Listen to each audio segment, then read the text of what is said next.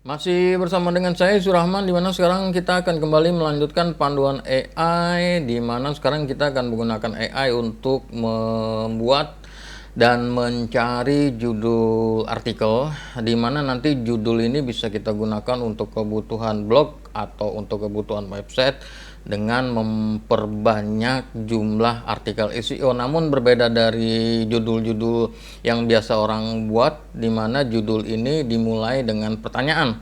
Jadi sekarang banyak teknik yang dipergunakan oleh internet marketing atau oleh para pelaku SEO, di mana mereka membuat judul artikel untuk kebutuhan artikel SEO, di mana mereka membuat judulnya dengan pertanyaan. Ini adalah salah satu cara yang sekarang sedang populer, yaitu membuat judul artikel dengan pertanyaan, di mana kita bisa menggunakan AI untuk kebutuhan tersebut. Dan dalam contoh ini AI yang dipakai adalah ChatGPT. Saya pakai ChatGPT ini, dan prompt AI untuk ChatGPT ini sudah saya masukkan ke dalam blog saya atau website saya. Anda bisa lihat di dalam deskripsi video ini. Diklik aja, nanti Anda masuk ke dalam blog ini, artikel ini. Dan kemudian di sini ada promptnya. Nah, promptnya di copy aja dan kemudian masuk ke dalam Word dokumen seperti ini. Dipaste, dan di sini ada 3 langkah utama yang berisi pertanyaan, di mana ini adalah prompt utamanya yang berisikan pertanyaan, di mana nanti prompt ini akan meminta ChatGPT untuk membuat judul artikel berdasarkan pertanyaan yang ada di sini, namun kemudian dia tidak mengulang-ulang. Jadi nanti Anda bisa mendapatkan sejumlah daftar judul artikel yang bisa Anda gunakan untuk kebutuhan artikel SEO Anda yang berisikan pertanyaan, tapi dia tidak mengulang-ulang. Nah, ini adalah isi promptnya. Nanti Anda baca aja promptnya secara lengkap. Biar singkat, saya berikan aja langsung di sini langkah 1, langkah 2, dan langkah 3. Ganti pertanyaan yang ada di dalam tanda kutip ini ganti dengan pertanyaan yang mau Anda ajukan. Nanti tinggal Anda ganti aja ya isinya, apapun itu, yang penting dia berisikan pertanyaan. Jika sudah, kemudian di copy ya. Ini contohnya udah Anda ganti ya pertanyaannya. Dalam contoh ini saya menggunakan apa itu Google Ads, dan Anda bisa gunakan untuk niche blog atau niche artikel apapun, untuk kebutuhan produk, untuk kebutuhan jasa, atau untuk kebutuhan apapun artikel SEO-nya nanti Anda bisa bikin. Yang terpenting adalah pertanyaannya terkait dengan kata kunci atau pembahasan yang ingin Anda tulis nanti di dalam artikel. Oke, kita copy di sini. Dan kemudian kita masuk ke dalam ChatGPT, dan kemudian ini dipaste aja, prompt ini dipaste aja. Pastikan udah diganti ya yang tanda kutip ini dengan pertanyaan Anda yang sesuai dengan topik yang mau Anda garap nanti untuk artikel SEO-nya, dan kemudian diklik tanda panahnya dan tunggu proses. Dan ChatGPT akan langsung melakukan proses sesuai dengan permintaan prompt. Dan sekarang Anda sudah mendapatkan di langkah keempat, ya ini yang diambil di langkah keempat aja, yaitu pertanyaan akhir. Nanti untuk mendalami promnya Anda baca aja lebih lengkap promnya di sini. Kalau Anda baca lengkap promnya, Anda ngerti maksud dari prom ini kayak apa. Yang paling penting kita ambil adalah di langkah keempat, berisi 15 daftar pertanyaan akhir. Nah, daftar pertanyaan akhir ini bisa Anda gunakan untuk kebutuhan SEO. Di sini saya copy dulu, paste dulu ke dalam notepad, dan kemudian copy lagi, masuk ke dalam Word dokumen, kita buat dokumen baru, kita paste di sini. Nah, di sini ada daftar 15 pertanyaan. Mungkin 15, tidak semuanya, tidak 15-15-nya bisa dipakai, namun ini bisa menjadi acuan Anda untuk membuat artikel.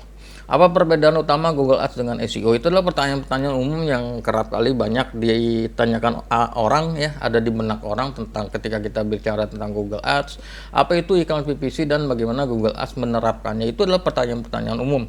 Jadi di sini adalah pertanyaan-pertanyaan yang populer, pertanyaan-pertanyaan yang banyak dipikirkan oleh orang, dan Anda bisa garap itu menjadi artikel.